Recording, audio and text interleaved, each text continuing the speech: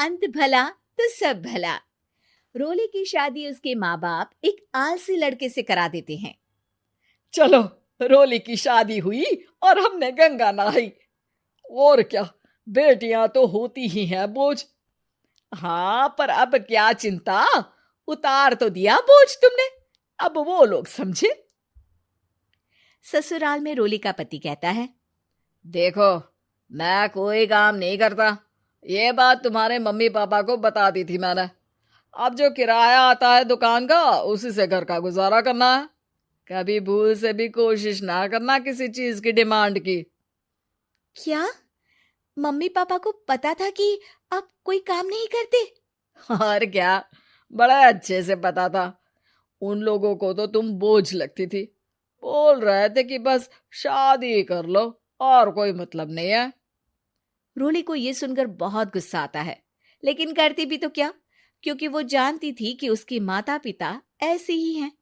जैसे तैसे रोली दिन काट रही थी। रोली को एक प्यारी सी बेटी होती है। धीरे धीरे वो बड़ी होती है और उसके साथ उसकी जरूरतें भी बढ़ती जाती हैं। सुनिए जी, अब तो सिमी बड़ी हो रही है, उसका स्कूल में दाखिला कराना है। मैंने अब तक तो जैसे तैसे समय काट लिया, लेकिन मैं बच्ची की परवरिश में कोई कमी नहीं रखूंगी। अरे क्या है यार, अब तो लगता है कोई ना कोई काम ढूंढना ही पड़ेगा। अब पति रोज काम की तलाश में जाता और बिना किसी काम के वापस आ जाता। रोली समझ जाती है कि पति के अंदर अब काम करने की क्षमता नहीं है। वो बेटी को उच्च शिक्षा देने के लिए कुछ करना चाहती थी, लेकिन करती तो क्या करती। एक दिन रोली की सहेली कहती है, रोली, मेरी कोई औलाद नहीं है। अगर तू मेरी औलाद को जन्म दे तो मैं तुझे तेरे मुंह मांगे पैसे दूंगी। अरे, तेरी औलाद को मैं कैसे जन्म दे सकती हूँ? सरोगेसी से। बच्चा मेरा और वैभव का ही होगा, लेकिन कोख तेरी होगी। ये संभव है रोली। रोली कुछ सोचकर कहती है, मुझे मंजूर है, लेकिन मैं इसका 2 लाख रुपया लूंगी। अरे कोई बात नहीं, मुझे मंजूर है। रोली खुश हो जाती है कि एक बच्चा पैदा करने का उसे 2 लाख रुपया मिलेगा। वो घर आकर पति को बताती है, वो भी खुश हो जाता है। अब क्या था, डॉक्टर के पास जाकर सहेली का बच्चा रोली की कोख में पलने लगता है। मुझे 20,000 चाहिए मेरे बेटी के एडमिशन के लिए। हाँ हाँ ठीक है, मैं उसके एडमिशन से लेकर सारे खर्चे उसके अकाउंट में डाल रही हूँ। रोली की बेटी का एडमिशन हो जाता है। रोली को लगता है कि वो अब सब कुछ ठीक कर देगी। दिन और महीने आगे बढ़ते हैं। अब एक दिन, एक बात कहूं जी, काश इस बच्चे को मैं रख पाती। मैं अब इससे काफी जुड़ गई हूँ।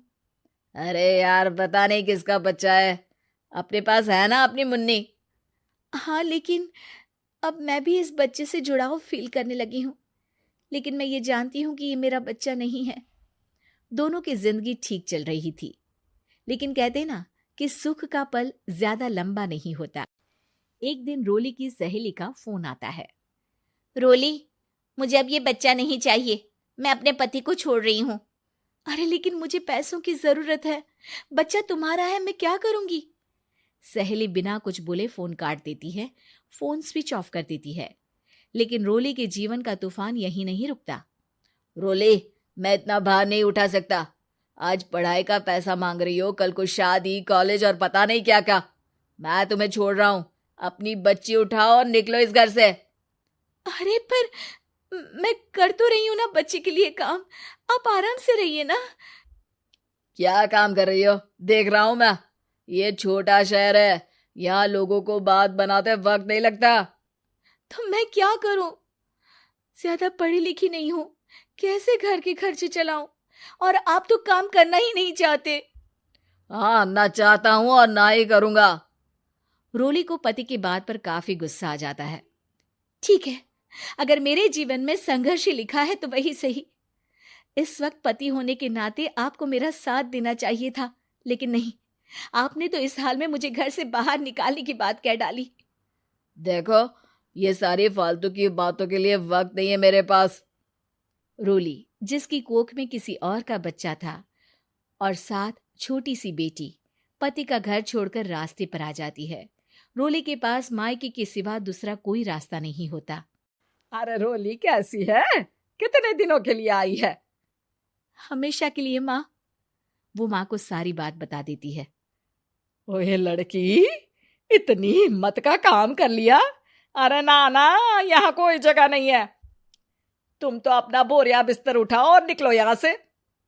रोली के पास अब मायके का रास्ता भी नहीं बचता।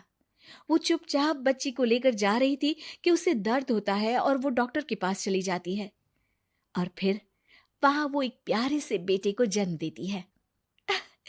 कितना प्यारा है, कितने अभागे हैं इसके माँ बाप जो इसके पैदा होने पर भी नहीं है। तभी वहां डॉक्टर आ जाती है। रोली, बच्चे के पिता तुमसे मिलना चाहते हैं। आपका बहुत बहुत शुक्रिया। मैं इस बच्चे को पालूंगा, भले ही इसकी माँ ने इसे छोड़ दिया हो, पर मैं अपनी जिम्मेदारी निभाऊंगा। तो क्या आप मुझे इसके पैदा करने के लिए जिन पैसों की बात हुई थी वो भी देंगे? हाँ, और साथ ही आप चाहें तो मेरे घर में रहकर मेरे बच्चे की देखभाल भी कर सकती हैं। मैं उसके लिए आपको सैलरी दे दिया करूंगा। रोली को लगता है कि जैसे भगवान ने उसके लिए सुकून का रास्ता खोल दिया। वो अब मुकेश के साथ उसके घर चली जाती है, जहां रहकर वो उस बच्चे की देखरेख करती है। अब मुकेश के घर को रोली अच्छे से संभाल लेती है। उसके लिए खाना बनाने से लेकर बच्चों की देखभाल और घर की देखरेख। धीरे धीरे मुकेश को रोली से प्यार हो जाता है। रोली, तुम्हारी बेटी और मेरा बेटा बिल्कुल भाई बहन की तरह साथ रहते हैं। हाँ, आखिर है तो एक ही कोख के बच्चे, अटैचमेंट तो होगा ही ना। रोली, तुमने घर और मुझे दोनों को संभाल लिया। ये तो मेरा काम है। आपने भी तो मुझे छत दी जिससे मैं अपनी बेटी की पढ़ाई और भविष्य के लिए पैसे जोड़ सकूं। अब रोली, क्या तुम मुझसे शादी करोगी? अब मैं जानता हूं तुम्हारी भी शादी कुछ खास अच्छी नहीं रही। रोली को मुकेश की बात ठीक लगती है। वो उसे हाँ बोलने की सोच ही रही होती है कि उसके पहले पति का फोन आ जाता है। रोली, मैं बहुत परेशान हूं। मेरा एक्सीडेंट हो गया है। मैं चाहता हूं तुम वापस आ जाओ।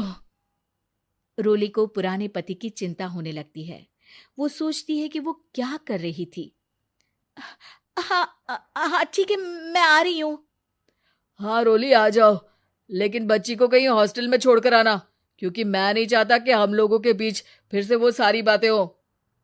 रोली को समझ आ जाता है कि पति आज भी सुधरा नहीं है। वो पति के पास जाने से इनकार कर मुकेश को हाँ कर देती है।